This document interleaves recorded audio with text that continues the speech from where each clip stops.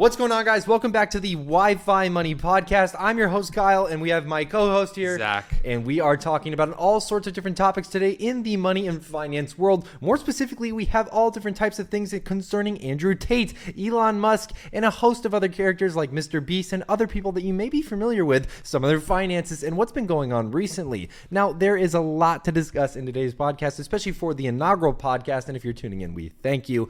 But without further ado, guys, let's just get right into it. Kyle, I was wondering, how do you feel about Andrew Tate and just everything about that type of content that's being made on the internet right now? Andrew Tate is, in my opinion, I think he's a marketing genius. I think for better or for worse, whether you love the guy, whether you hate the guy, he is a freaking, he kills it. His marketing is A1 prime.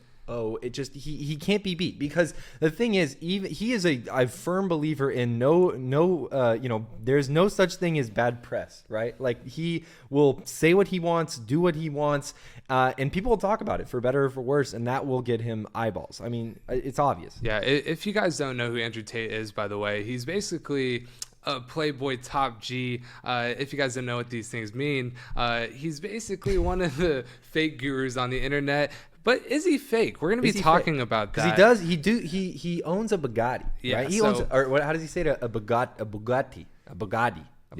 So do you know a couple of the businesses that he runs? I do. And the thing is, a lot of these businesses, you might be surprised. One of the very first businesses that Andrew Tate, and I'm sure you know this, is that he kind of got but wealthy off of, was cam girls, right? E-streamers, girls who would show off certain things and do certain things on camera for money. And he was making lots of money doing that. Lots and lots of money. That was how he first hit. I think he said he was hitting six figures a month just off of that singular service, which I don't doubt. I mean, look at OnlyFans nowadays. That's, just as popular. And if anything, those girls are raking in probably even more than that. Some of the top I've OnlyFans heard creators. that he was raking in anywhere from 1 to 1.2 million a month. I was wrong. But I believe it. He said that he was paying about a 50% out of his purse to all the girls. Whether or not you think that's fair, I don't know. There wasn't really a market at that time, though. No. He was one of the first people to actually get into the webcam business. Obviously, it's been around for about 10 to 15 years, but that's about when Andrew Tate was getting in. So if you guys don't know Andrew Tate, he is a YouTuber now, pretty much. He appears on different people's podcasts, and it's a weird way to be a content king nowadays, to not have your own personal brand. He is really just kind of inserting himself in every single different section of the internet. That was what blew my mind, was when I can't remember whose podcast. I think he was on, I don't remember. It might have been Tom Segura or something like that. And they were asking him, they said, what's your account or something like that? And he was like, I don't have an account. Like, what do you mean? And that kind of reverberated through the, they were like, what do you mean? And he's like, I have people on TikTok who are affiliates of Hustlers University, which Hustlers University is his mentorship group, his business performance group, whatever you want to call it, mastermind. It's how he teaches people how to do a variety of different businesses.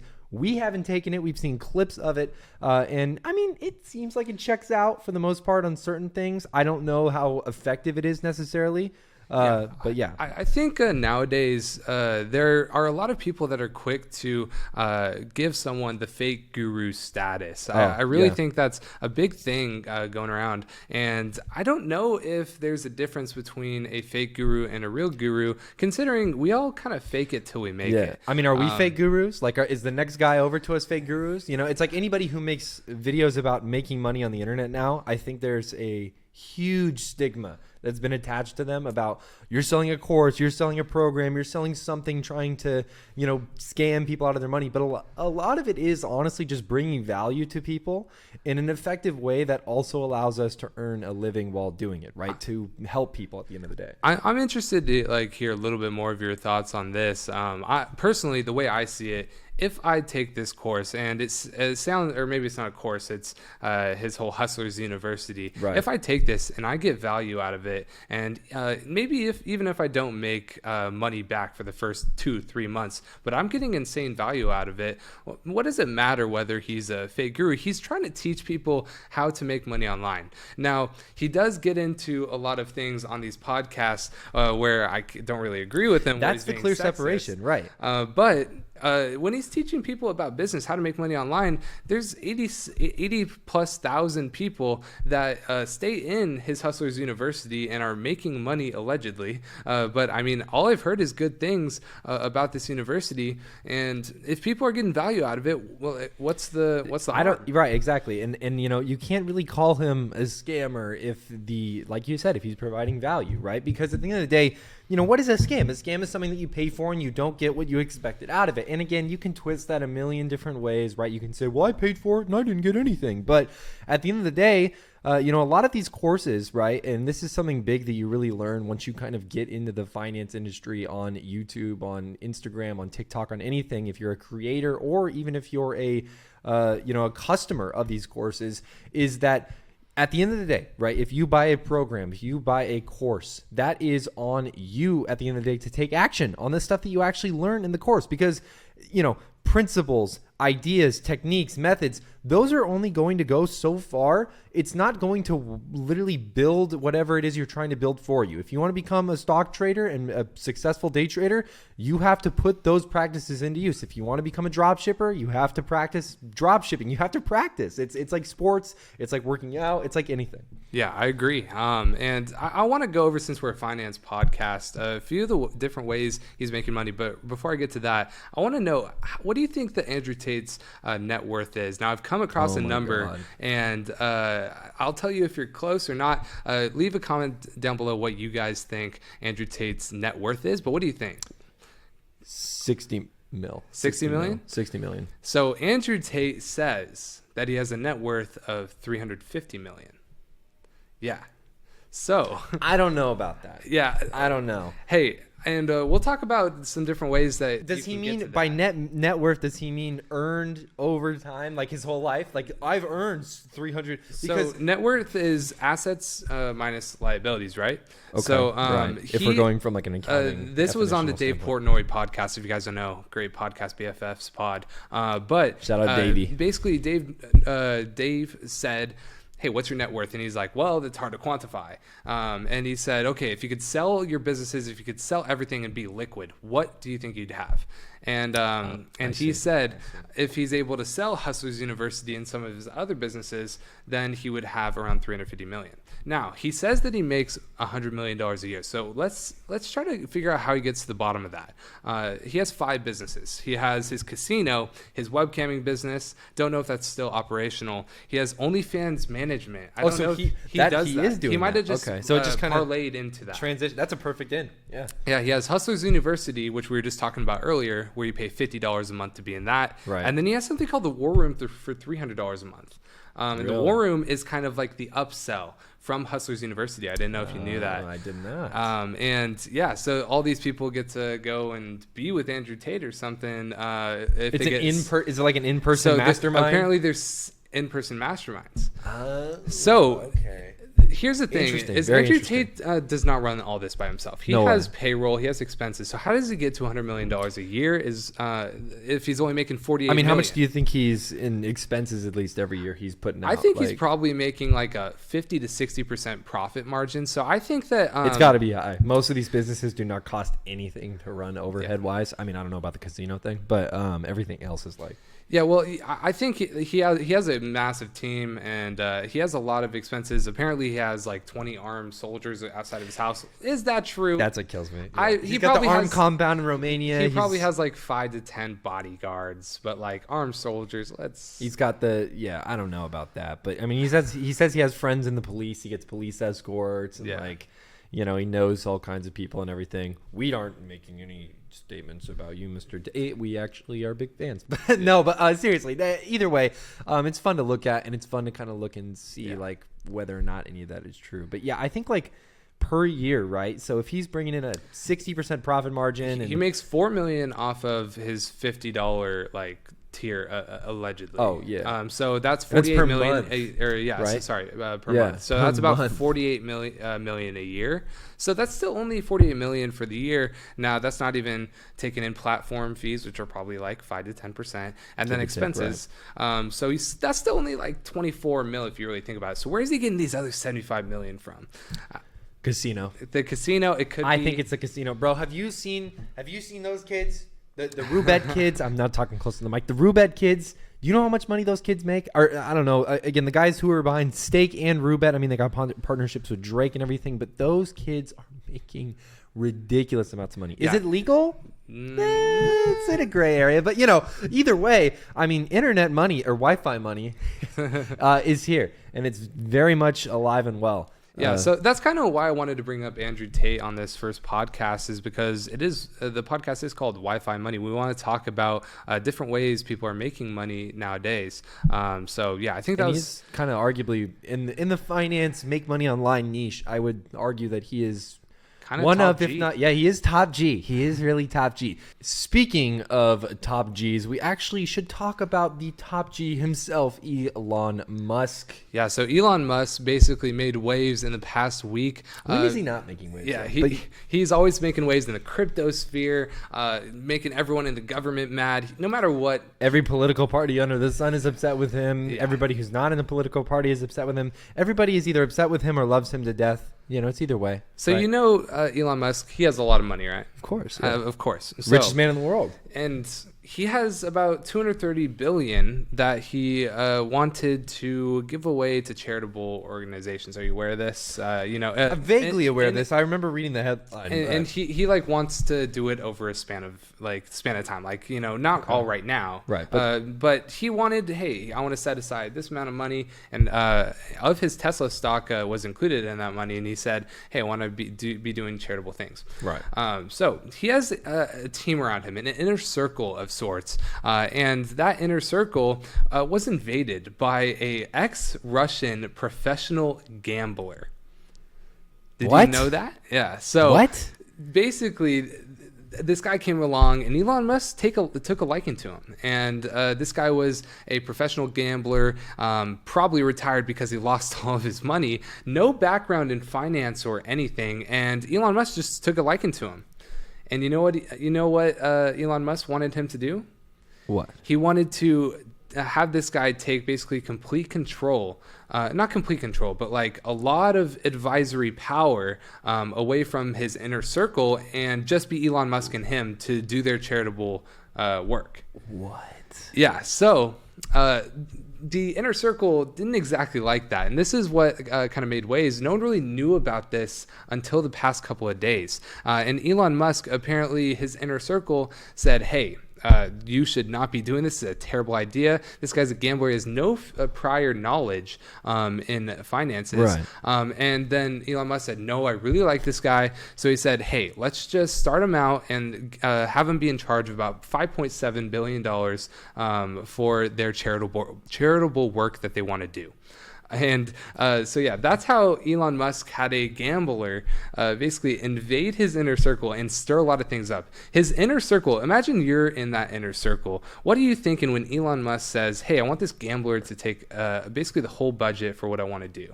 Yeah, I feel like if I'm in Elon Musk's inner circle at that point, I mean, that's Elon. Right? Elon is like the king of being told no and then not caring about being told no and just immediately going the opposite way and going, oh, you don't want me to build, a fast electric car? You want me to keep most of these other things? Okay, we built the fastest road electric car in existence. Oh, you don't want me to make a gigantic hyperloop that's, supposedly going to revolutionize travel and everything. Okay, well, it's in process and it should be done by 2030, right? And, and again, you don't want me to have a degenerate Russian gambler, manage, 350 million or however much more than that, I'm sure, billions of dollars worth of assets. Nah, never mind. Yeah, no, actually, losers. You're stupid if you don't think I'm not going to take that chance. That's what he does. And I think that is like, at the same time, it's awesome while it is terrifying that he makes decisions like that in a way that's so like gung-ho and just loose cannon. I respect it, because I come from the same kind of mindset of making decisions like that, like on the fly, where it's like, either, make it or break it and see what happens. Yeah. Well, at the ending of the story there was that this Russian gambler was finally let go because he was under federal investigation, and they basically, of course. Elon Musk's inner circle, who stuck with him because they made that compromise to only have him be in charge of only $5.7 billion. And they basically didn't want Elon Musk to get in trouble because he's always in trouble with the federal Yeah, of course, and he's under everything. investigation constantly. But oh my god, yeah, they're like, you could have 20 billion, but we're gonna be chill. 5.7 billion, take it or leave it. Final offer. Actually, 230 billion. Yeah, 230 million. Five. Bro, you could get him down to 50 million, and I'd still be throwing darts at your freaking head like you're an idiot. Like what? Yeah, so Absolutely crazy. But I mean, yeah, the Russians, maybe they know what they're doing. I don't know why Elon Musk likes Russians so much. Maybe there's something there. Oh, dude, that's awesome. That's so cool. I'm so glad that like people like that can just make decisions at like any point about like billions of dollars and like move entire financial markets and like, potentially like either create, destroy, or like maintain like everything. Like it's awesome. It's super cool. I actually do like that. I like that. We're almost dipping our toes here into political theory, and we'll keep it out of politics. This is a finance money podcast, Yeah. but either way, I think that's funny, and I think that I think it's funny when podcasters and stuff like to kind of just make like slight remarks that are totally in a political thing, and then they don't actually talk about it though. They're like, I'm trying to think of an example here. Basically, what Kyle just did.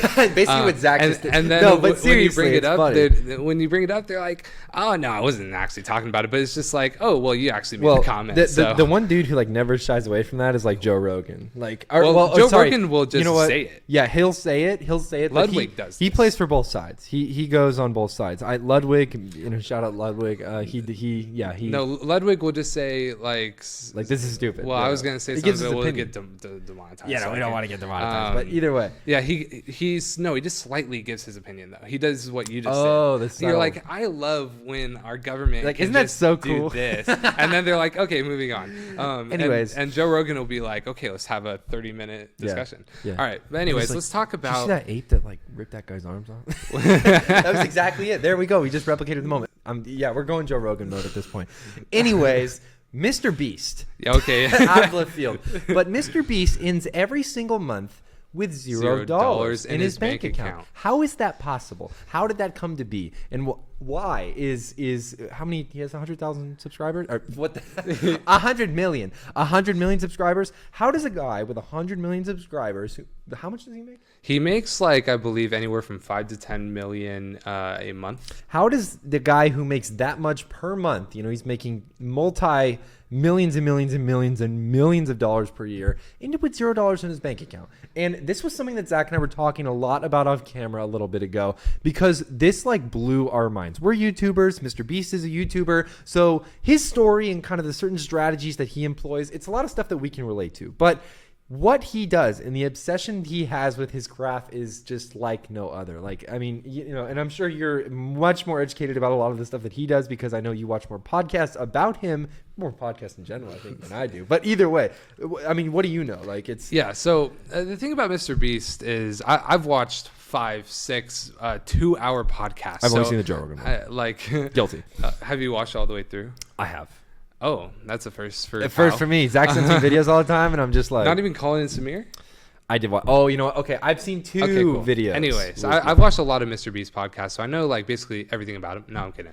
But yeah, he's actually a MrBeast expert. I'm a fanboy. I definitely want to. You're a stan. I am a stan. You're a MrBeast stan. Well, he makes money in a few different ways. He makes money through his Feastables, his chocolate bar brand. You would never think. Why would he start a chocolate bar? I don't know, but apparently it's pretty profitable. And then also he makes money through his merch. Beast Burger. Oh, and then his merch, his Beast Burger, and then YouTube AdSense. And his YouTube AdSense, if you just look at one of his most popular video, 257 million views MrBeast got on his most popular video, he most likely made about $2.57 million. If you take the lowest RPM that possibly could happen, because obviously his type of videos, they don't get if you guys don't know how YouTube ads work, our finance type videos will get paid more just because it's a more monetizable audience. MrBeast, he reaches everyone, so they pay him a little bit less per view. However, even if he had a $1 RPM, he's getting paid $2.57 million. So That's the absolutely crazy thing about how much he can make off just one video, and that's probably not even true. He probably made anywhere from $4 to $5 million off. More than likely. He probably has that's a $2 not even to $3. counting the sponsorship integrations too, because that's another big thing that he makes money off of is just random game apps that go, hey, if you talk about our game for a minute in your video, we'll pay you $100,000. Because I mean, think about it. That's a pretty good return on investment. 110 million people see that ad. Even if you get a 1% click-through rate or click-through rate, what is this? YouTube analytics? No, but that conversion off of that is insane. Influencer marketing has always been profitable. Yeah, but even if you look at Squid Game, he made about I believe $1 million off of a Brawl Stars ad integration, and he does it perfectly. And this segues perfectly into why he has $0 in his bank account every month, because that $1 million from the Brawl Stars video, guess where it went? Did not go into his pocket. It went to pay everybody else he needed to, but it went right into the videos.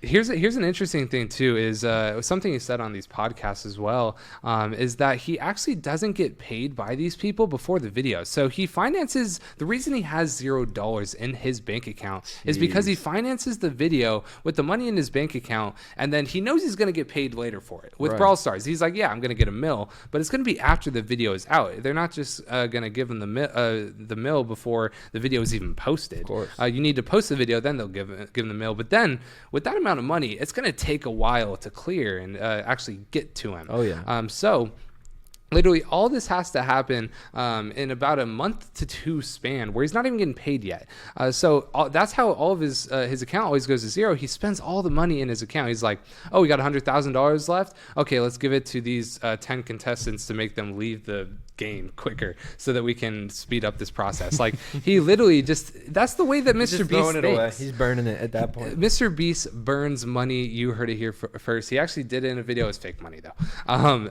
Anyways, I just find it interesting how MrBeast can create this empire and not be worried about his financial situation. Like, there's a ton of YouTubers who run at like a 90% profit margin. I mean, we run our business at like about anywhere from 97, 88, anywhere from 85 to like 95, depending on the month. Yeah. And we're very content with that. We love to upgrade and improve on anything that we can. The idea of like, the second like that paycheck hits my bank account, I'm about to spend it on the first of the month, and it just goes to zero immediately. That would, I don't know, man. Like, that's crazy, and that's why he gives a lot of advice on that. Like, he talked about that in a lot of other podcasts about how, if you're a new YouTuber, this is exactly what you should be doing. I have the proven system; it works. Yeah. And for better or for worse, I think sometimes he does have like some points about that, and I think it really depends on the type of channel you are, because like you're not. We're not building elaborate, crazy sets every video. We're not giving away 50 million, or not 50 million, but, $10,000 every video, right? A lot of these YouTubers, right? Every YouTuber's different. Gaming YouTubers, like, I mean, I guess you could up the stakes by like, I don't know. A lot of that's low overhead. So, his specific types of videos makes perfect sense. Like, because, every video is different. Every video has to be bigger than the last. Every video he has to be, upping the ante, if you want to say it. But, for us, we're finance channels. We can sit here and talk about finance. We can make videos like this. The most we'll upgrade on is maybe gear. If we really wanted to push it, we'd go film on like location or something. Or see, I think something that comment is missing is just that it's 100% possible. Oh no, you could think of it. You could think of ways. I totally. I think that when MrBeast says, "Hey, you need to be spending money in order to make your videos better. You need to be emptying that budget," is because you can do that in any niche. It doesn't matter. You can run. I did forget about advertising. No, because that is I guess part of it. You could advertise, but not advertising. Just funding for the video. You're saying? Yeah. Okay. I see what you're saying. Using all of the things that you have. What do people love most? Why do finance YouTube videos do so well? It's because everyone wants money. Right. So if you are going to be giving out money, say, hey, I gave this person $10,000 to day trade or something, that is going to be a better video than, day trading with $100. Oh, I lost $5. Now I only have 95. Oh no. Right. Or giving away $100 to someone, or like even day trading with $10,000. And it's just like, okay, well, this guy lost $1,000. I don't know. But he gave away $10,000 to this guy to day trade for himself. That's a much better video. It's much more click-worthy for What sure. MrBeast is trying to say is, if you want to be one of the biggest creators, you need to be emptying that budget. That's what he says. Now, you do not need to do that if you don't want to be the biggest creator. You don't need to be the biggest creator to make all the big bucks. But if you want to be the biggest creator in your niches, I think that you should listen to what MrBeast is saying. Now, that's not everyone's what everyone wants to do, but we can run this podcast, make lots of money with all of our different businesses, and do extremely well at high profit margins. But in order to make the best things, in the whole niche, I think, emptying the budget is the way to do it.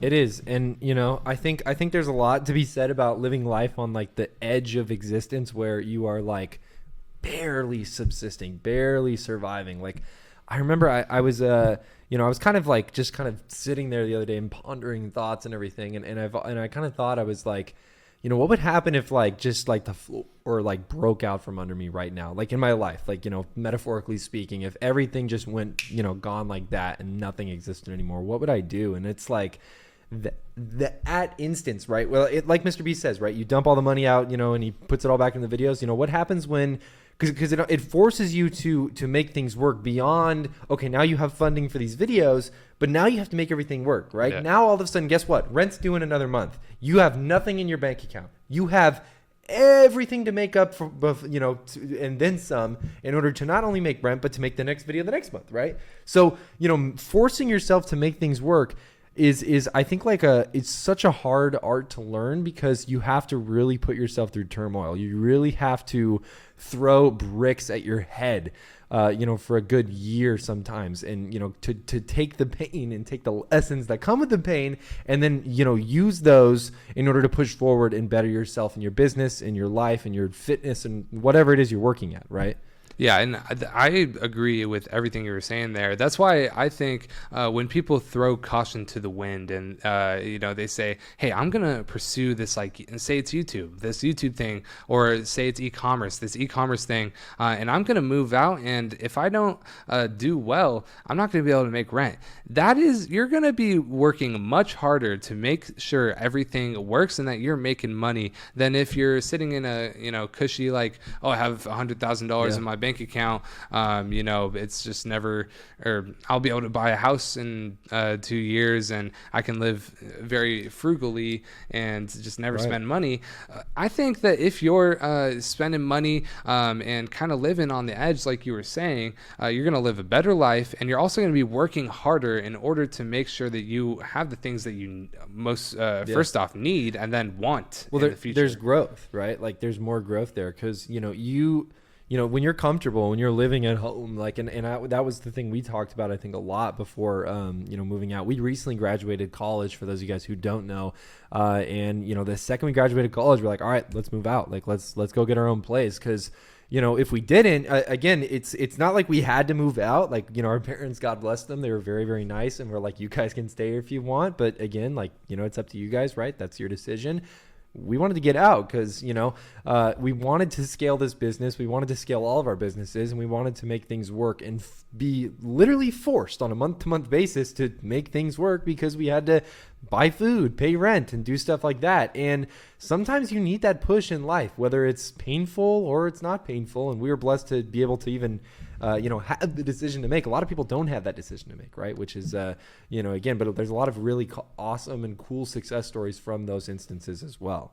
Yeah, and I could go on and on about the necessity of taking risk. That's a big thing. In finance, a lot of people preach, hey, you shouldn't be taking risk. Now, if you are between the ages of 18 and 30, you should be taking some more risk. This is why people like to take more risk when they're our age. And then once you're like 50, about to retire, they start to move in terms of like, say, your Roth IRA, your 401k. They start to move you into bonds because they're like, hey, you shouldn't be taking much risk. You have a lot of money in there. But when you have like a little bit less money, taking risks is extremely important because it could be high reward, and if it is, and if it doesn't work out for you, you lose some money. It makes you work harder, and Absolutely.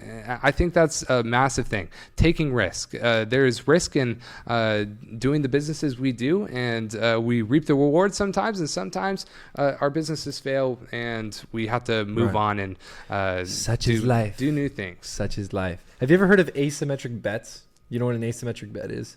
No, do you want to talk about sports betting? No. Dude, sports betting? No, but an asymmetric bet or an asymmetrical bet is basically a bet that you make where the upside potential of the bet, if it works out in your favor, is unlimited, or it's super high. It's really, really good. It's like stock options. It's stock options, exactly. Join our Discord. Join the Discord down in the description below. But and the downside is very limited, right? So stock options is a great example, right? You put money in, you have a huge amount of upside, but the worst you can lose is all of your initial investment. You can't lose, you can't go negative, you can't go any further than that.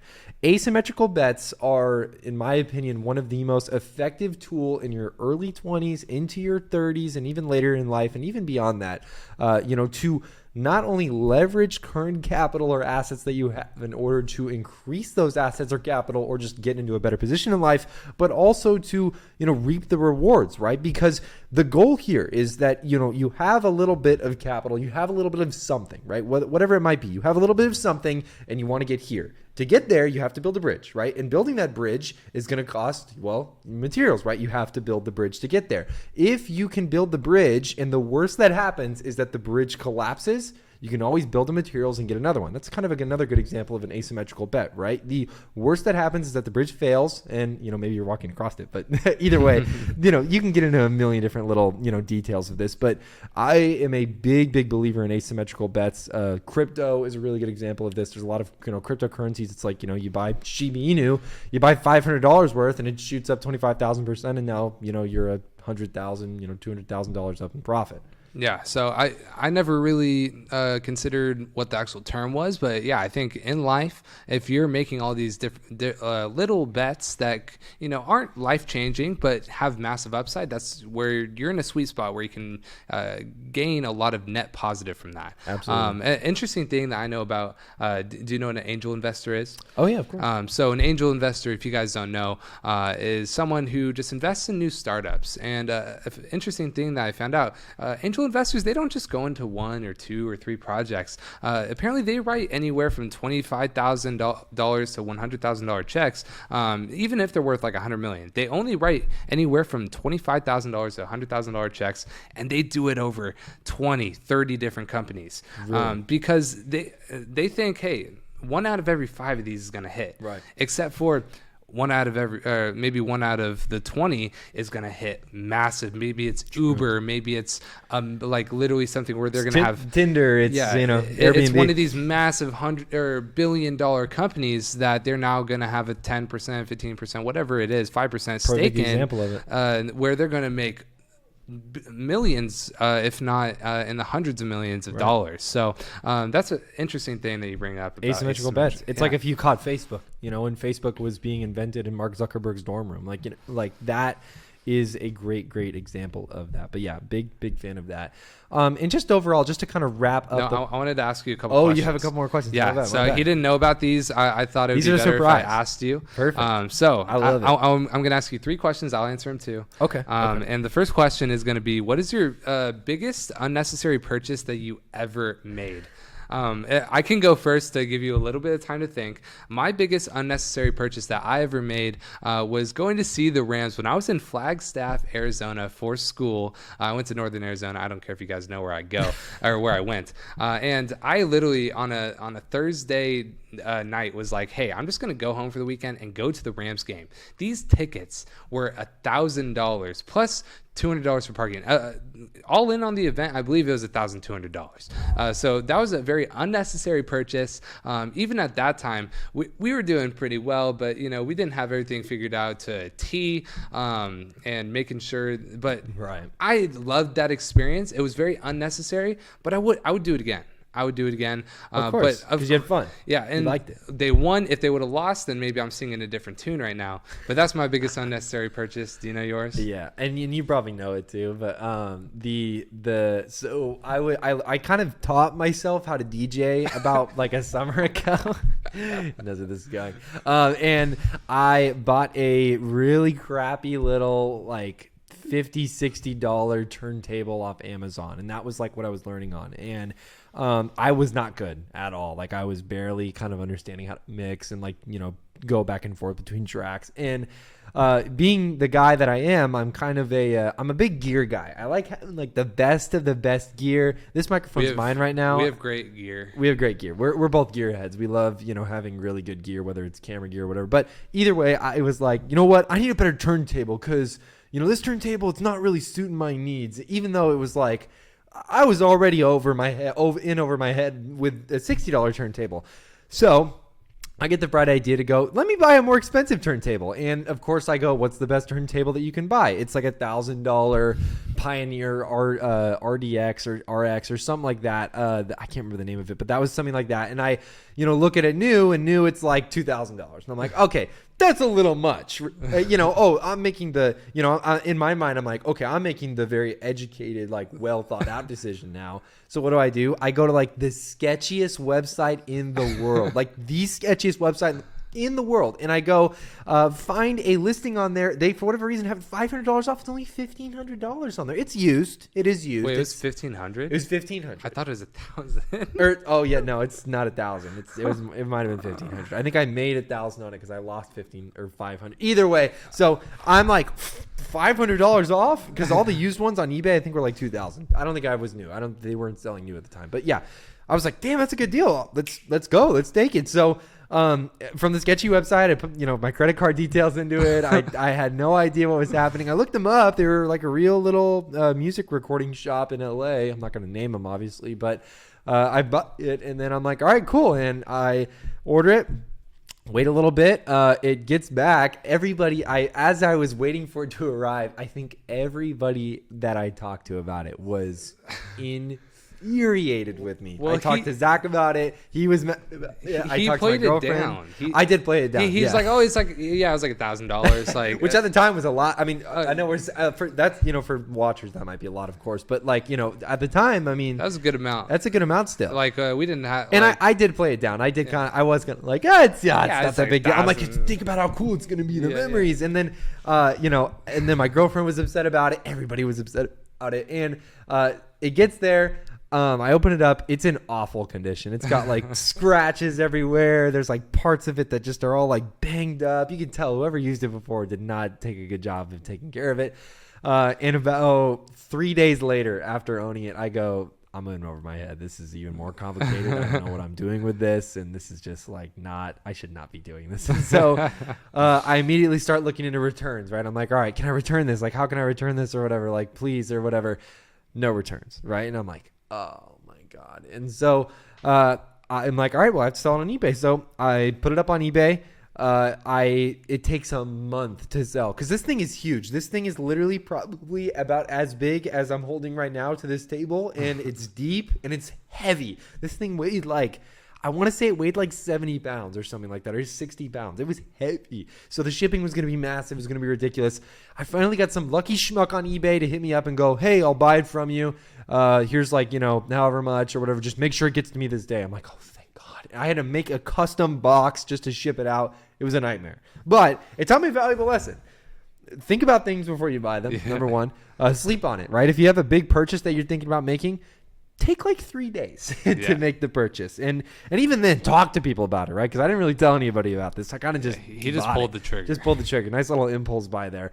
But yeah, that is definitely one of my most regretted purchases, the DJ turntable. But anyways, guys, I think that's going to do it for today's podcast episode. Make sure you guys pick up 6 free stocks with WeBull down in the link down in the description below. I don't know if it's the first or the second. We'll figure that out either way. But you guys could potentially get 6 free stocks that are worth up to $12,000, which is a lot of money that you're just leaving on the table. It's free money that you could be getting right now. So get signed up with WeBull, guys. We use it. It's an amazing stock brokerage that we use on a day-to-day basis, and a host of other features are also included on the platform. Plus, join our free Discord. We have a bunch of other benefits in there as well, and we do a lot of stock trading that you guys might be interested in there as well. We're going to be starting a university very soon that you guys are not going to want to miss as well, but we'll get into that in the future. You guys will hear more about that soon, so make sure you hit the sub button so you guys don't miss when we launch that. But either way, yeah, leave a like on the video, really helps. And yeah, comment if you guys have any questions for us. We'll try to get to you guys in the comments. Other than that, I think that's going to be it for the first Wi-Fi Money podcast. Full episode 1. So yeah, we will see you guys in the next podcast episode number 2, where we're going to have a lot of different topics for you guys. Oh yeah, as always. And I hope you guys enjoy this episode. Take it easy. Hope you guys are doing good. Make that money on the internet. Go get what you're going to get. Get the bag. Get up. It's Sunday morning. Monday morning's rent's due. You got to go. You're not going to make money just sitting there on the floor. You got to get up and work. Because you know what? If you don't get up and work, somebody else is going to get up and work. And they're going to steal your money out of your pocket. So you better get up. This is like my Joey Diaz speech. Get up, motherfuckers. Either way. We'll see you in the next video. Have a nice one. See you in the next video.